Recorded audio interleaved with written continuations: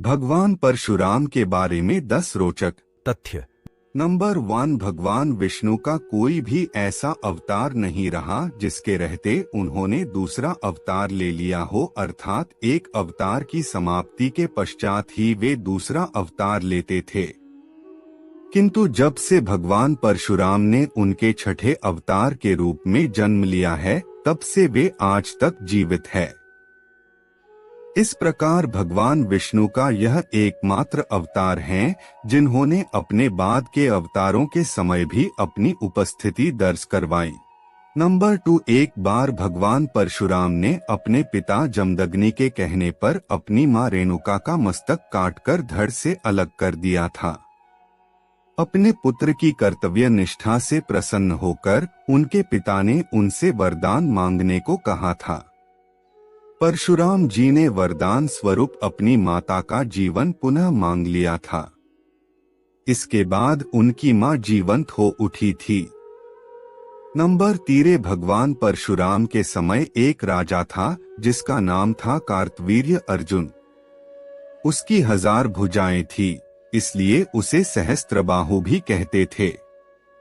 वह लंका के राजा रावण को भी परास्त कर चुका था, जिसके बाद उसकी प्रसिद्धि तीनों लोकों में व्याप्त हो चुकी थी। एक बार जब परशुराम अपने आश्रम से बाहर गए हुए थे, तब कार्तवीर्य अर्जुन ने उनके पिता के आश्रम पर हमला करके उनकी मुख्य गाय कामधेनु चुरा ली थी। जब परशुराम पुनः अपने आश्रम लौटे और सब घटना का ज्ञान हुआ, तब उन्होंने सहस्त्रबाहु की सभी भुजाएं काटकर उसका वध कर दिया था। नंबर 4, सहस्त्रबाहु के वध के पश्चात उसका प्रायश्चित करने के लिए परशुराम तीर्थ यात्रा पर चले गए थे। पीछे से सहस्त्रबाहु के पुत्रों ने परशुराम के पिता जमदग्नि का वध कर दिया था। जब परशुराम जी को इसका पता चला, तब उन्होंने पृथ्वी से 21 पर सहस्त्रबाहु के क्षत्रिय वंश का नाश कर दिया था। इसलिए उन्हें पृथ्वी को 21 बार क्षत्रिय विहीन करने के तौर पर भी देखा जाता है।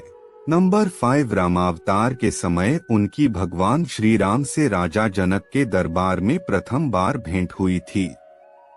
तब उन्हें यह ज्ञान नहीं था कि श्री राम विष्णु के रूप हैं, इसलिए वे उन पर शिव धनुष तोड़ने के लिए क्रोध करने लगे थे। भरी सभा में भगवान परशुराम और श्री राम के छोटे भाई लक्ष्मण के बीच तीखा संवाद भी हुआ था। इसके बाद श्री राम ने परशुराम को अपने विष्णु अवतार के रूप में दर्शन दिए थे। यह देखकर परशुराम का क्रोध शांत हो गया था और वे वहां से चले गए थे।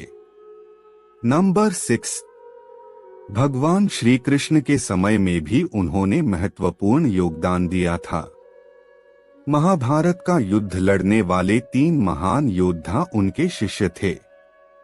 उन्होंने भीष्म पितामह, गुरु द्रोणाचार्य तथा दानवीर कर्ण को अस्त्र शस्त्र की विद्या में पारंगत किया था। बाद में इन तीनों ने महाभारत के युद्ध में कौरवों की ओर से महत्वपूर्ण भूमिका निभाई थी।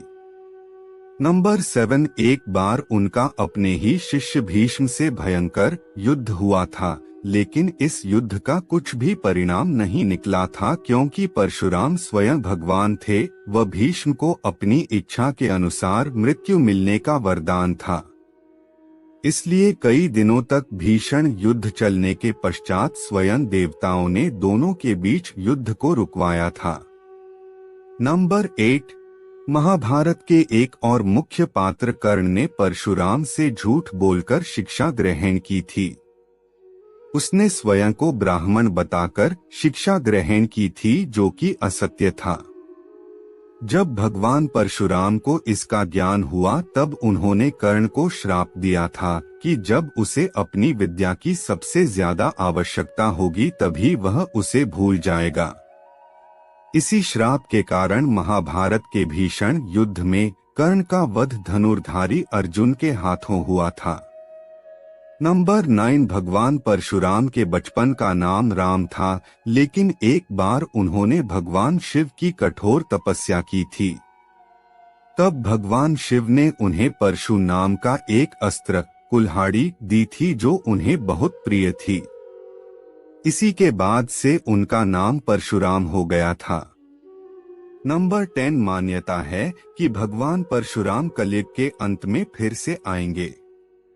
उनका दायित्व भगवान विष्णु के अंतिम अवतार कल्कि को शिक्षा देने तथा अस्त्र शस्त्र चलाना सिखाना होगा।